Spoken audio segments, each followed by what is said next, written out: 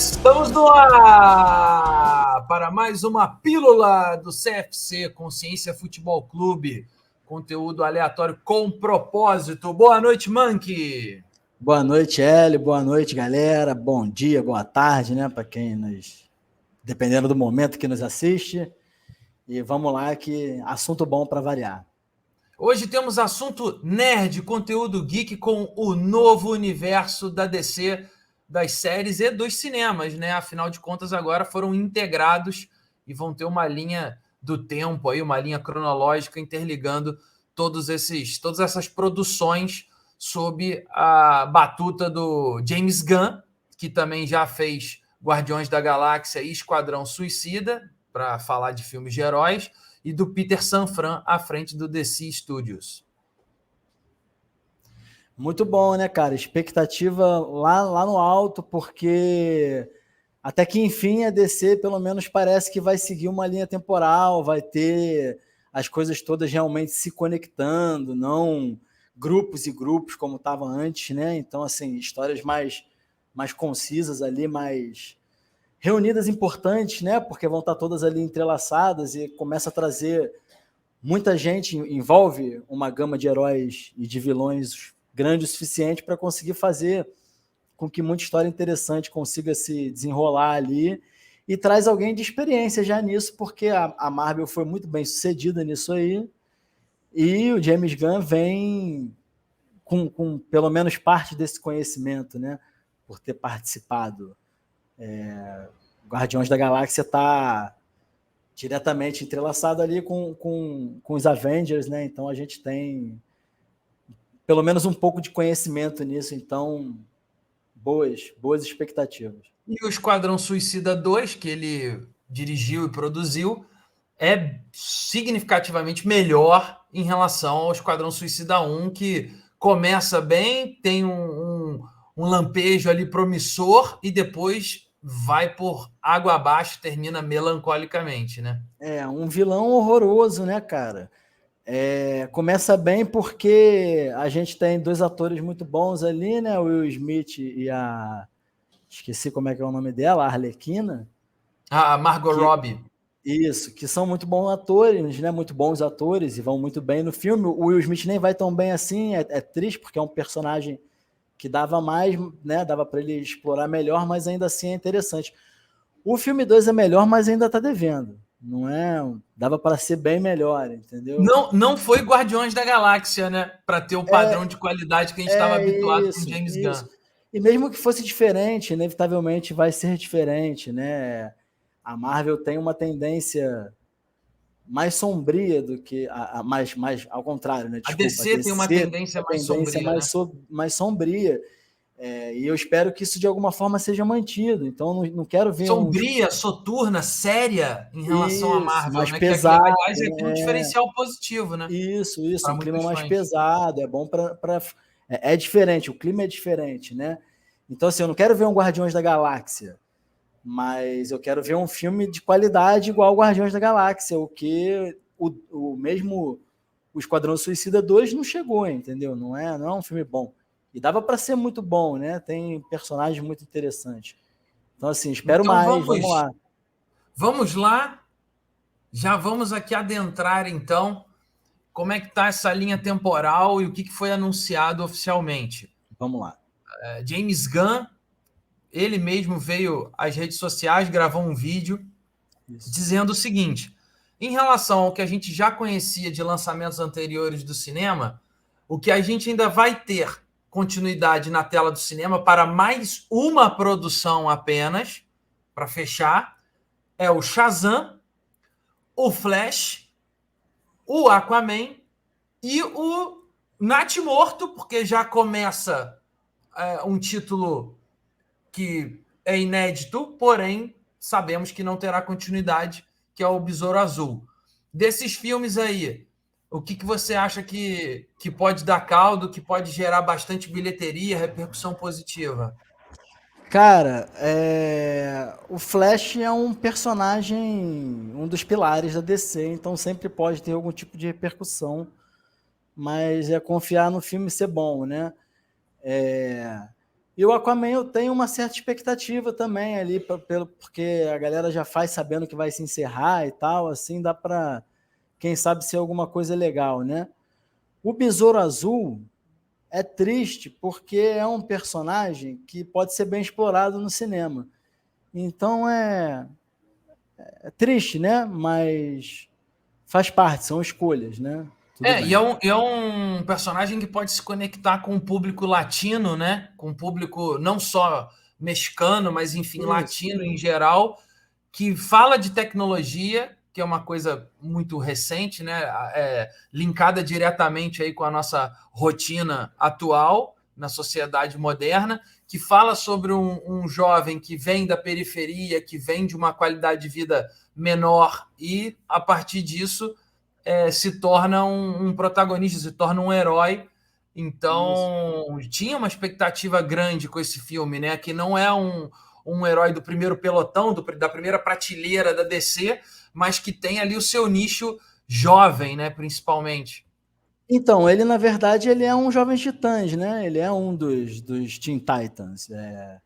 Pelo menos não sempre, mas já em diversos momentos ele está ali presente. Então, a gente vai falar mais para frente ainda sobre essa galera do universo DC, mas é um personagem com uma armadura de nanotecnologia, então que se molda, se refaz, aí sai do braço ali de maneira automática, escudo, canhão laser, entendeu? Assim, de maneira muito dinâmica. Então, visualmente muito interessante para o cinema, né? Tem aquele lance da visão interna da armadura, igual o Stark, que fez muito sucesso. Então, poderia ser interessante para o universo, né?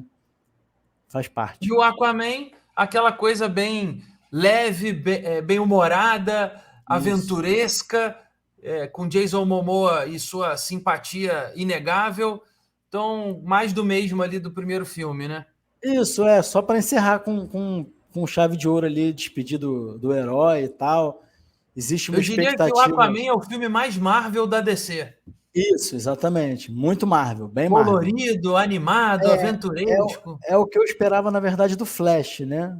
O, o- quem faz essa ponte piadista estilo Marvel na DC é o Flash. Mas tudo bem ser o Aquaman ali também. Mas é isso, vai ser um filme colorido, divertido, para O encerrar Flash ali. vai ter Flashpoint com direito a Batman dos anos 90, né? Isso aqui vai ser muito interessante, cara. Com Michael Keaton voltando ao papel, inclusive. Isso vai ser muito interessante. Mas assim, o Flash e o Aquaman, eles são personagens centrais da DC. Os personagens vão aparecer em algum momento desse novo universo. Só não vão ser explorados nesse primeiro momento, mas Eles são. precisam dar uma esfriada, né? Para poder tentar desvencilhar do que veio antes e aí Isso. vir repaginado depois. Mas assim, é porque esses são os que veio antes que estão muito recentes, né? Porque Mulher Maravilha, Superman também vieram antes, Batman, né? O Batman até menos explorado. Mas esses são personagens que inevitavelmente vão voltar para o universo DC, né? A menos que eles desistam de ver tudo errado e eles encerrem essa iniciativa. São personagens que inevitavelmente vão aparecer, então vão ser filmes mais para a galera pegar um pouquinho de gosto mesmo assim. O Flashpoint é muito maneiro, né, cara? Se a DC, a nova DC tem que pensar em trazer isso em algum momento, porque o Flashpoint é muito interessante. E a maneira como a DC constrói o multiverso dela é bem diferente, né? Então, eu acho o Flashpoint ali muito importante para a construção desse universo. Vamos ver o que vai acontecer. Agora é esperar. Essa é a linha que vai ser resetada, então, seus últimos suspiros desse antigo universo DC.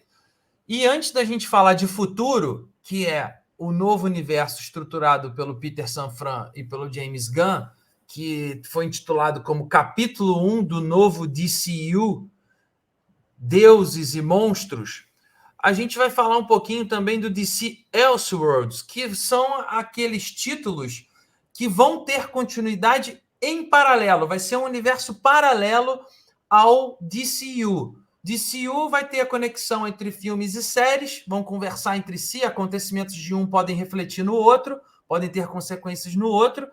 dentro de uma linha narrativa, uma linha cronológica.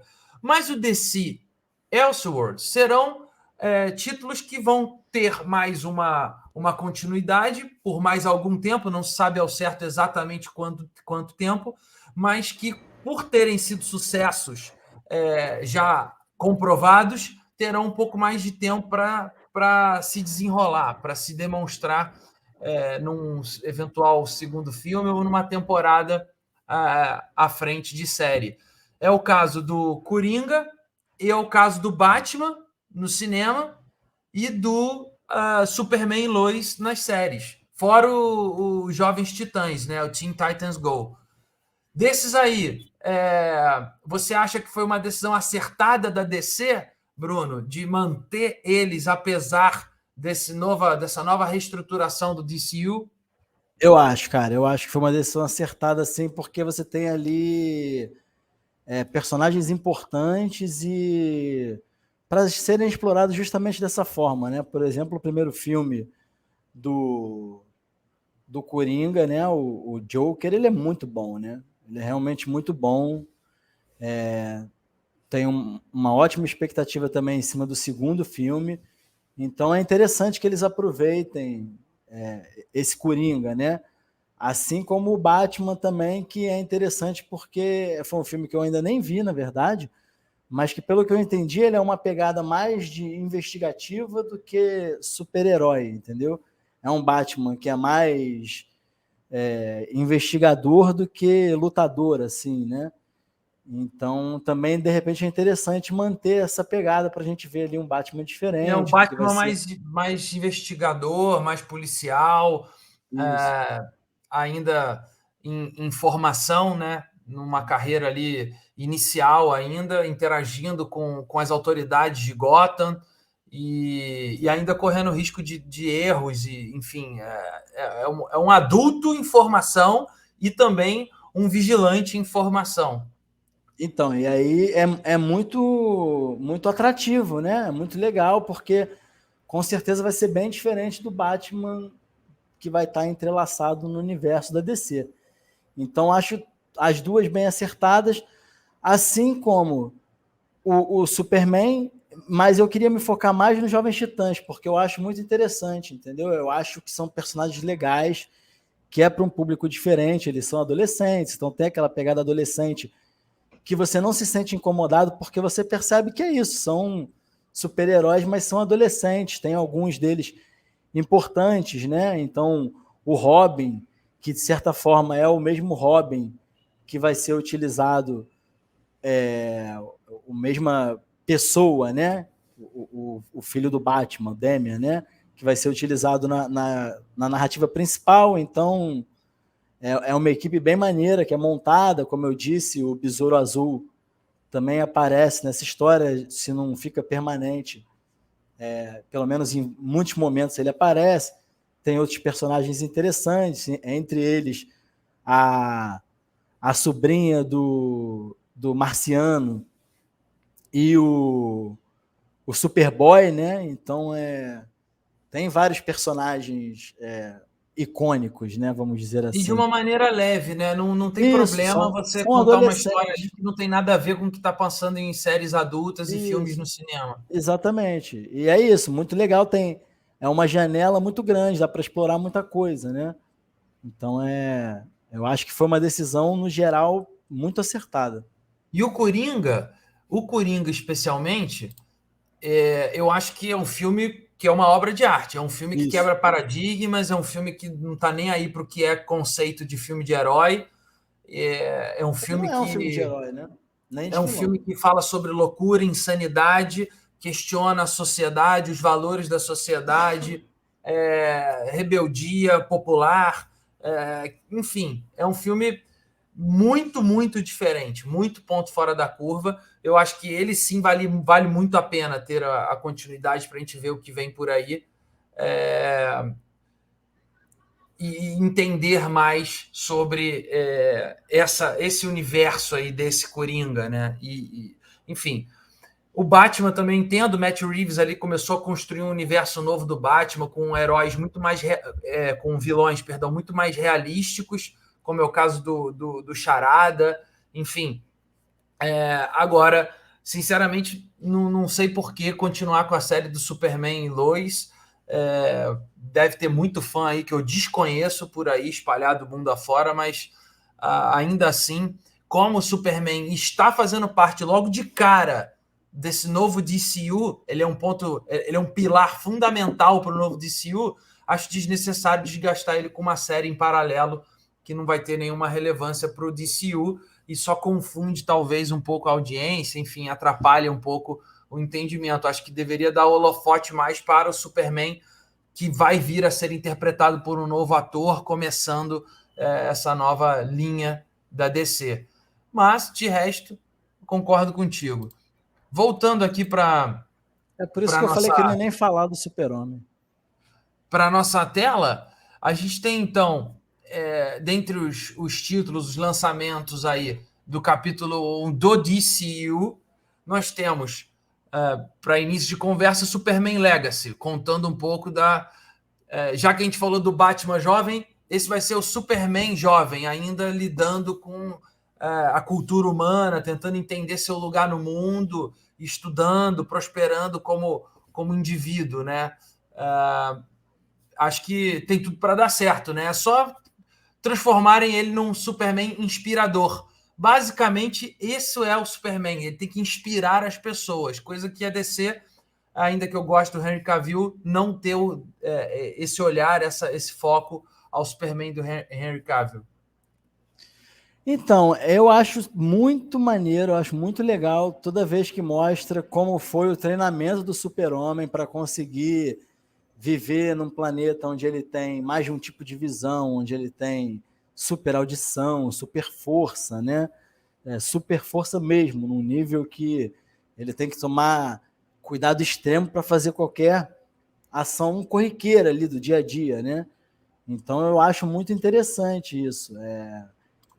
Tem tudo realmente para dar assim muito certo, né, cara?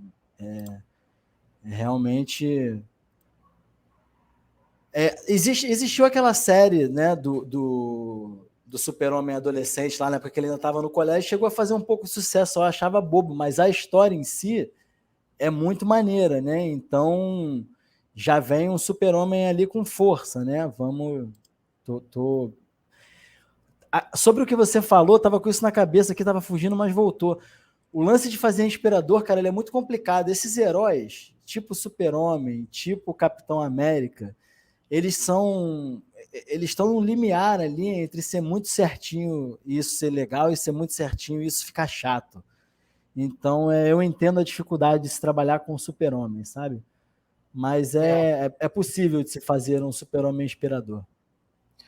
Aí, já que a gente falou do Batman, do Patterson, o Batman do Matt Reeves, ele vai ter uma linha própria ali para esses filmes, mas vai ter Batman e Robin com The Brave and Bold, né? The Brave and the Bold, mostrando a relação de pai e filho, Batman e Robin Wayne, Damian Wayne junto do Bruce Wayne. E será um filme. Então, quer dizer, é outra coisa que pode gerar um fator de confusão aí para o público não muito nerd ao ir aos cinemas. Mas acredito que os títulos terão com uma certa distância entre si, né? Os lançamentos. E o estilo também, né? Então acho que a confusão vai ser desfeita com um estilo bem diferente. Cara, eu tô muito animado para ver o Damian Wayne nas telas, né, cara? Porque ele é um Robin totalmente diferente do que a gente está acostumado. Ele luta com uma katana, o avô dele é alguém pesadíssimo, né? A mãe dele também não é qualquer pessoa assim, ele é extremamente treinado, extremamente convencido, é uma máquina de matar com 12 anos de idade e tem respeito, mas tem conflito com o pai, né? Então, realmente é um Robin completamente diferente do Robin, o que a gente estava acostumado antes, né? O que não é filho biológico do Batman. Então, eu realmente estou muito animado para ver isso nas telas. Continuando na linha dos filmes, The Authority será um filme sobre heróis que querem fazer o mundo dar certo, ser justo, um lugar melhor com as próprias regras e as próprias mãos, cruzando ali a linha do ético-moral. E então é algo que remete até o recente sucesso aí da série The Boys, né? Então acho que vai ser uma pegada nessa linha, e o James Gunn diz que é um dos projetos que mais anima ele nesse DCU que está sendo resetado. É muito maneiro por conta disso, né? Porque com essa pegada The Boys, com a pegada do não tem politicamente correto, não tem essa ética dessa forma como a gente construiu em outros, em super-heróis de verdade, né? E é isso, é fazer valer o que eu acho que é o justo para todo mundo, de uma forma, como sugere o nome, bem autoritária mesmo, né? E dependendo dos personagens que forem trazidos, dependendo da profundidade que se der para a obra, tem tudo para ser uma das pérolas aí desse universo, né? Temos que aguardar mais detalhes. Boa. Aí, continuando nos filmes, Supergirl, Mulher do Amanhã, Woman of Tomorrow, vai apresentar Supergirl nas telonas dos cinemas, né? Porque a gente já teve diferentes séries aí que contemplaram a Supergirl, apresentaram esse personagem pra gente, mas nos cinemas seria novidade. O que você acha? Acho interessante porque é um personagem importante na construção do universo de maneira geral, né? Então depende muito de como vai ser usado, porque ela chega já mais velha do que o Super-Homem, né? Então ela já chega muito forte, mas com outras dificuldades, e ela é utilizada para... Existe um clone dela, né? Também tem uma super moça e uma super mulher, né? E esse clone também é bastante utilizado contra o Super-Homem, então ela é um personagem importante, né? Também é complicado, porque é família Super-Homem, né? Gente muito forte, que precisa ter muita trava moral para não sair descaralhando por aí. Então dependendo da pegada, pode ficar arrastado, pode ficar chato. Mas é um personagem maneiro, então tomara que eles acertem. E, para terminar, os filmes que serão apenas filmes, depois vocês vão entender por que eu estou dizendo isso, temos o Monstro do Pântano, que eu gosto muito do personagem, das histórias do personagem. É um personagem de terror e suspense, e que, ora, faz papel de herói ou anti-herói, e me agrada muito porque, além de tudo, o personagem principal que se torna o Monstro do Pântano é um biólogo pesquisador que se envolve ali com as investigações científicas, as pesquisas que ele está desenvolvendo para entender por que o pântano daquela região está contaminado, e ele acaba tendo contato direto ali com espécies vegetais que interagiram com a química ali que foi derramada no pântano e acabaram invadindo o organismo dele, e ele acabou se tornando um híbrido ali artificialmente entre ser humano e essas espécies vegetais ali pantanosas, e ele se torna um bicho enorme, asqueroso, nojento, e que vive no pântano, como o nome já diz. Então você imagina que, obviamente, tem uma pegada aí de terror e suspense, como eu disse, mas é muito legal, porque tem toda uma lógica biológica ali para isso estar acontecendo. Então, estou bastante animado para ver um filme de terror da DC. Legal por ser um filme de terror, já muda o cenário, já é interessante, né? Sempre bom trazer novidade temática, né?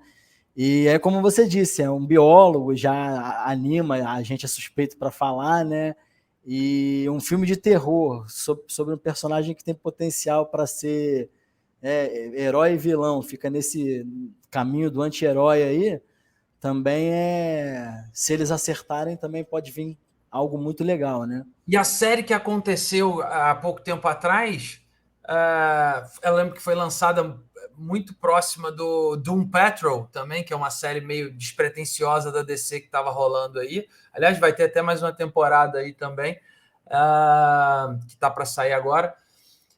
Eu lembro que foi muito legal, cara. Assim, eu gostei bastante do que estava sendo desenvolvido. Aí agora vai ser interrompido com esse novo DCU. Vamos ver o que acontece para ir para as telonas dos cinemas. Agora vamos falar de um série-filme, que é o Creature Commands. Vai começar com uma temporada de 7 episódios, se eu não me engano, no streaming.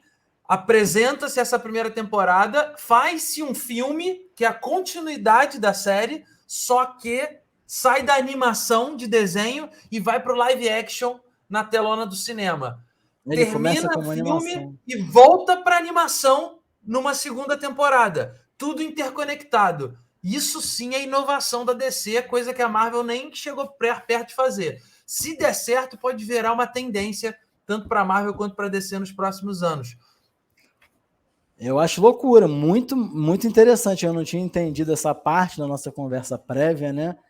Então, assim, é uma história muito, muito legal também. Tem potencial para ser bem feito. Desajeitados, né? Formando parte dessa equipe. É isso, a gente já viu dar errado, né? A gente falou agora há pouco tempo atrás sobre isso, nessa mesma pílula. Então, assim, é torcer para que eles façam certo. Essa pegada de começar como série de animação, partir para um live action e voltar para uma segunda temporada de animação de história seguindo realmente é muito maneiro. É realmente inovador, tem potencial para estar tendência mesmo. E os personagens, tem 2 que já foram apresentados no Esquadrão Suicida. Esquadrão Suicida 1, Rick Flag, e 2 também, que ele participa dos 2. E no filme 2, o Doninha, né? Que é aquele bicho retardado, lambendo as coisas e tal, que morre cedo no filme. Ambos fazem parte da formação do Comandos Criaturas aí. O Rick Flag como líder, tem a noiva do Frankenstein, o Eric Frankenstein, o Dr. Fósforos, o G.I. Robot e a Nina Mazurki. Depois, quem tiver curiosidade, dá um Google aí, que os desenhos que já foram divulgados, a prancha de desenho desses personagens é muito bonita. Se a animação vai ser boa é outra história, mas tá bonito.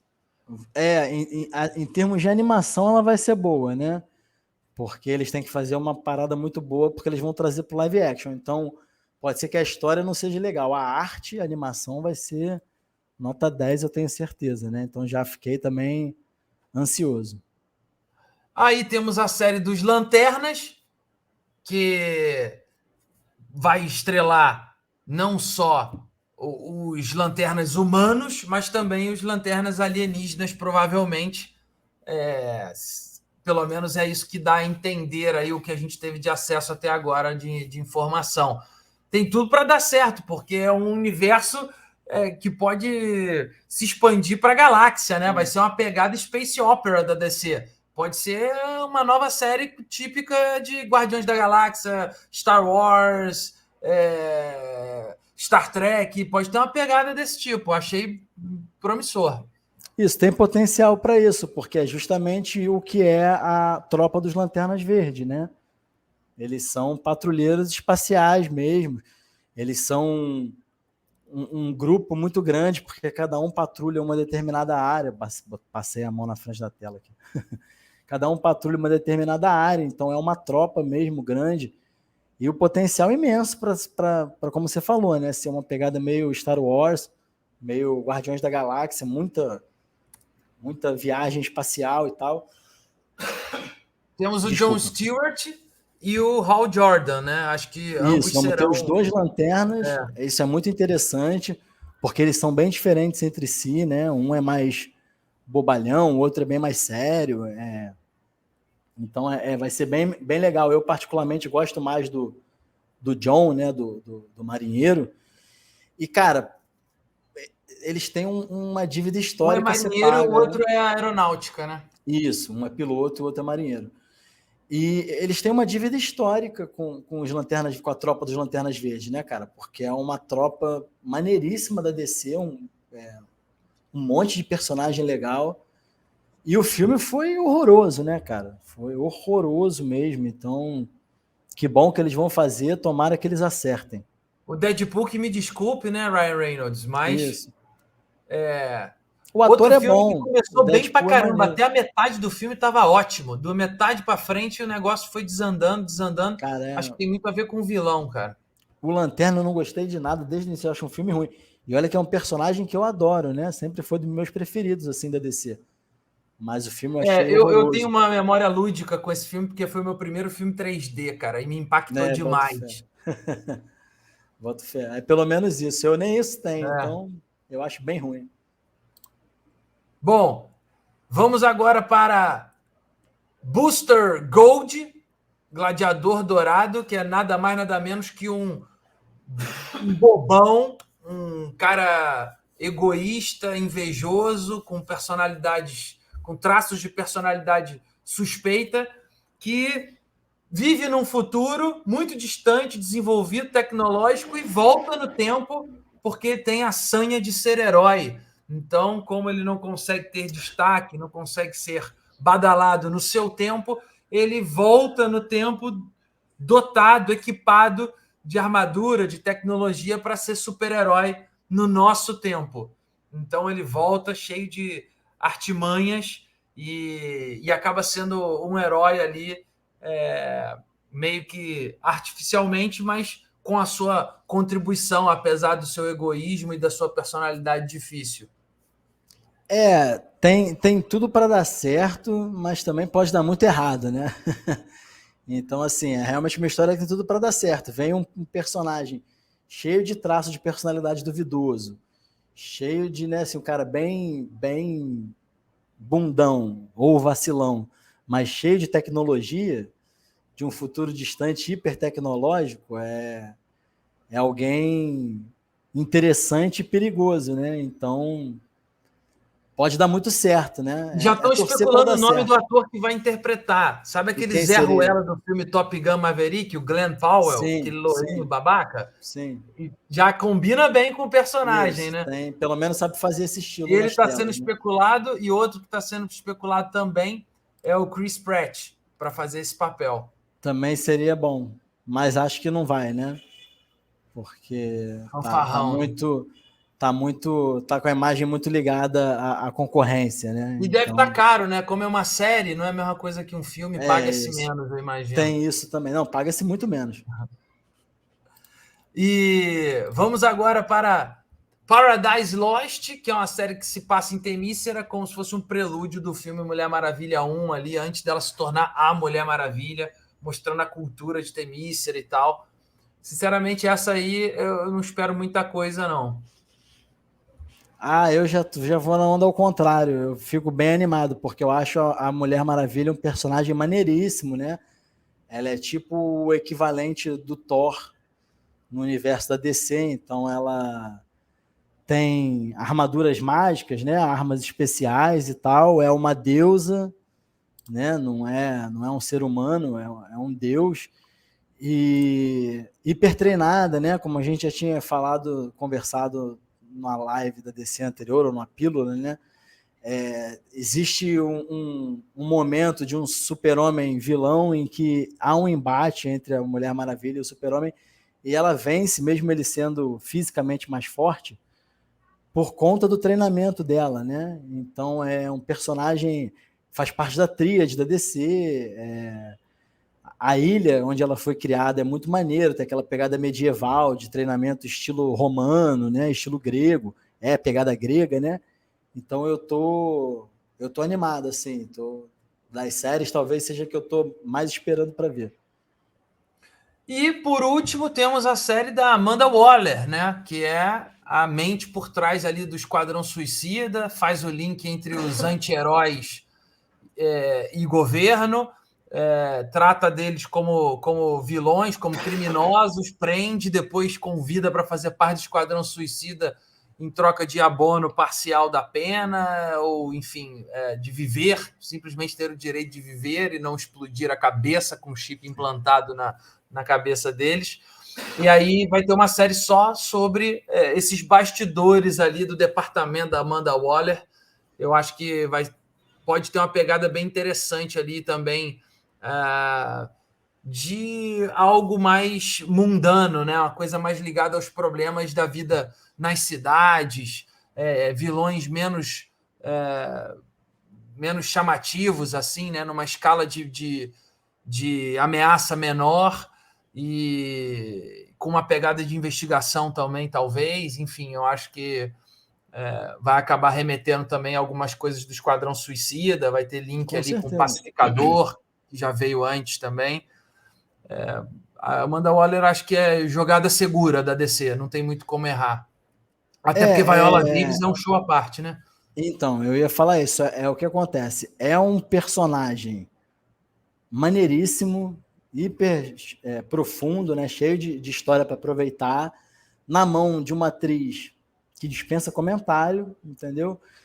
A Amanda Waller é a mesma pegada do Nick Fury, né? Ela é a grande cabeça por trás do manter contato, e seja qual for o tipo de contato, amistoso ou não, mas manter contato com super vilões e super-heróis, né?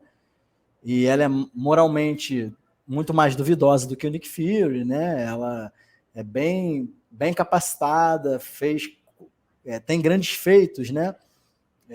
Para quem conhece a história do Batman do futuro, né? Sabe? Ela conseguiu clonar o Batman, ela consegue clonar o Super-Homem, a Supergirl, né? Então ela não é qualquer um, né? E como eu disse, com a atriz sensacional, então é tiro certo mesmo, assim, tomara que eles não jogando errem seguro, na mão, né? ali. Tomara que eles não errem na mão, porque tem tudo para também vir uma série sensacional. É isso, meu amigo. Chegamos ao final aqui da nossa quinta pílula. Nos estendemos mais do que de costume. Acabamos de passar aqui de 37 minutos. Queríamos agradecer aí a todo mundo que continua nos apoiando aí com a sua audiência, com a sua atenção. Estamos nas redes sociais do CFC, Consciência Futebol Clube. Está aí o nosso @Consciência Futebol Clube. Nos siga lá no Instagram para saber dos nossos próximos passos. E passa a régua, fecha a conta e vamos embora. Beleza? Valeu, galera.